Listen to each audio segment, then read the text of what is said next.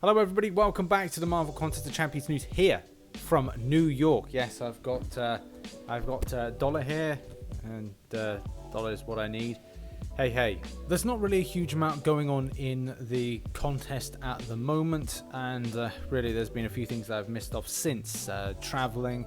It's only really been today. This is day one of my New York trip. By the way, follow me on social media for me to let me know where I'm up to and where I'm going to be.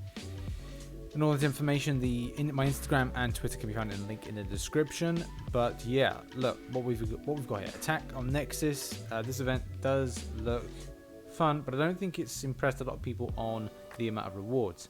Coming out from the time after time event, we've obviously got some kind of gating system, which is going to frustrate some players, especially now getting to the 1v1 arena if you do want to try and pick yourself up a 2-star that maybe you don't have. But the main excitement is probably going to come as of next week, and there's some few bits of information I'm probably going to post when I'm at New York Comic Con. But I'm obviously going to take this time to finish off a few things. Variant 3, I want to do that opening, but maybe I'll be doing that opening with another Marvel Contest Champions YouTuber. So these kind of like anomalies seem to be a thing. The rewards seem pretty, well, subpar. I don't really know what will be going on with this. I don't know how many of these nexus of realities you can access in one given time, and that's something I need to do further reading on. And apparently there's going to be a special currency you can use to exchange for a special commemorative profile pic, which is kind of nice. I'd like that. Something new than what I've got so far. This then takes us over to the Changelog, which was posted yesterday and really does showcase all the stuff that's coming up. The 3 new characters that are coming in: Man-Thing, Elsa Bloodstone, I messed up the name, and also we've got Guillotine 2099. And by the way, there is going to be a few videos that are completely out of sync, because do bear in mind that when I'm traveling, it's a case that I can't post anything that's fresh, so I had to pre-record some stuff. This is a fresh video, by the way. And obviously Marvel Contest Champions new stuff is fresh content as much as possible, but there are a load of bug fixes which are kind of weird, stuff I didn't even know about. Something to do with Corvus Glaive, Groot and King Groot, poison on overgrowth node corrected, so something I think that's to do with variant 2, but do say in the comment section if I'm wrong. Kang, hashtag metal tag now functioning correctly, because apparently that wasn't a thing. Omega Red's improvements to update pause screen, description of death spores, okay. Then we've got Sunspot. It's kind of weird to see that Iron Man Infinity War, which I think was meant to be stated to be added to the synergies, is now in there, so I don't know what happened there. And this various champion fixed on issues. Various champions were able to combo into a heavy attack, which, I don't know, I guess a lot of us are really kind of annoyed about. It's not something I use as a strategy, but at the same time, it is something that, you know, players like doing this. And it's annoying because sometimes I know that we're kind of finding new strategies to take down certain aspects of the game, regardless of what kind of content we're grinding out. To then have this taken away, yeah, it does leave a bit of a sour taste in the mouth. But either way, it's a thing, and we're unable to get anything done about it. But these are some of the champions that have been affected by this. Some champions I just thought, well, what does it really provide as any kind of great bonus to? Probably say with the champions that are used the most are Luke Cage, well, what will be Old Man Logan. And that's it. I can't really find any other champions that it would be so much more of a benefit to actually use for those that are actually using these characters.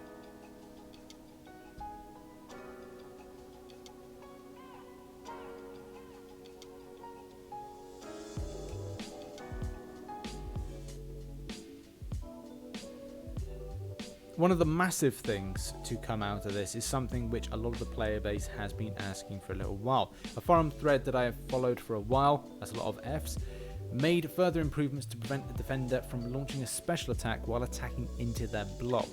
Now this has been something that's been a long time in having it, number one, addressed as a thing, because for a while it wasn't addressed as being anything, and even getting it to be worked now. So I would be quite excited to see at the point of this update going in, which I believe will either be Wednesday morning for me, definitely, but maybe Tuesday, maybe even Monday. It does depend on time frames, time zones, and other stuff. But this is probably the most crucial thing out of these bug fixes that I'm interested in seeing what's going to happen. Also, the re-entering dungeon thing after leaving. Yeah, I guess that's really annoying for players and kind of crappy that it has to come in by the end of the month. but I guess this is going to be helpful to those next month for the later October Dungeons editions. And nothing really else. Encroaching stun no longer starts the player in a stunned state if two encroaching stun buffs nodes are present. Okay, fix an issue where using an item would reset the inventory screen. That's good. That's good. I think we need something where if you sell something, it doesn't kind of like catapult you back up to the start and you can be in the same place. That would be really good. Keeps you kind of locked in there, so you can then go to sell multiple things as well. So yeah, okay, I'm all for that, Kabam. You've done some good there.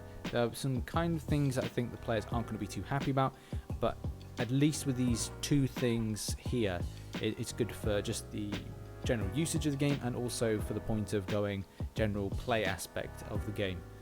So we'll see how that works next week. In other news, and we've got the return of the featured store special buys. I don't really know what to kind of describe this as, but these are kind of like special buys. If you want to get yourself some more stuff and not spend quite so many units in getting there, this can be an advantage for those. If you've got some units to spare, maybe it's the case you want to go, right, I want to get some 5-star shards. Don't overbuy on this, and I'd probably say the 5-star shard for those that maybe need it, it's probably the best at the moment, but not a huge amount. Just buy like a little bit just to kind of get yourself close to the next 5 or 6-star, because there's a 6-star one that's down there as well. I'm maybe myself getting the 6-star one. I can't really decide at the moment. I need to see how close I am to the next, say, full 5-star or full 6-star to what I actually buy. But yeah, these options when they come about are good to snag up, and we've got 2 days and nearly 3 days in total to grab these. So if you're interested, go for a little look at this.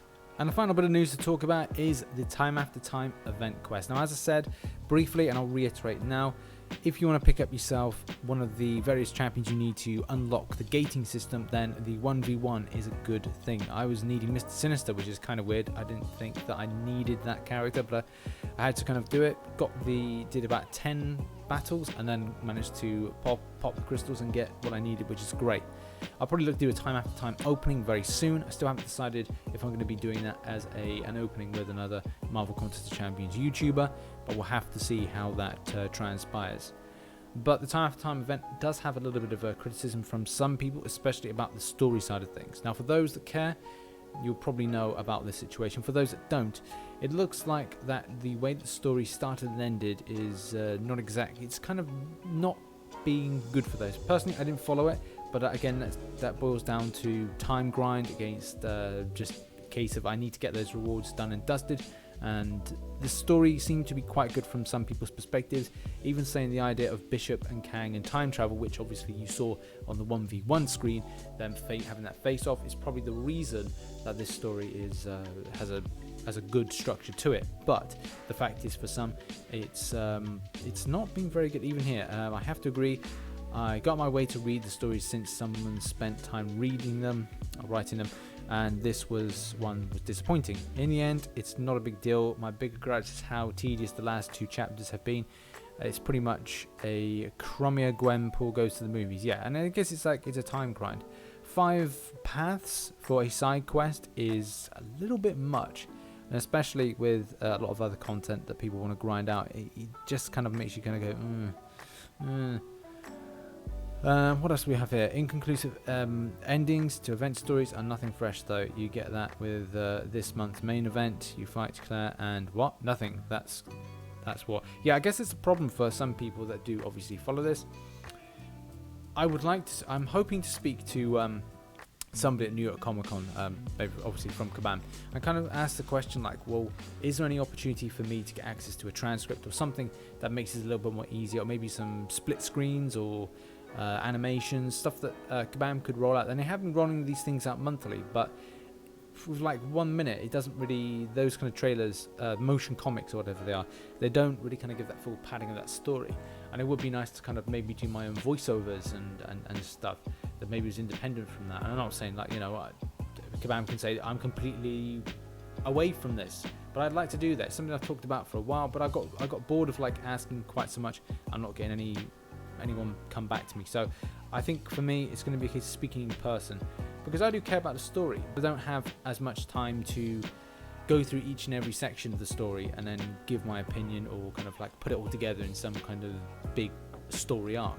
So to get a transcript would be kind of good, because then I'd be able to do it over stills, the same way that they do the motion comic, but we'll try to see what we can do in New York Comic Con. And there we have it. That has been today's Marvel Contest Champions news here from New York.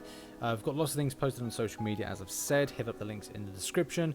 Also check out some other content, which is probably located up there somewhere. And like, I've got loads of new videos out, so make sure you're supporting them. So yeah, I'll see you whenever I can post another video. Hopefully it's going to be some fun crystal openings, and maybe with some other Marvel Contest Champions YouTubers. Bye bye for now.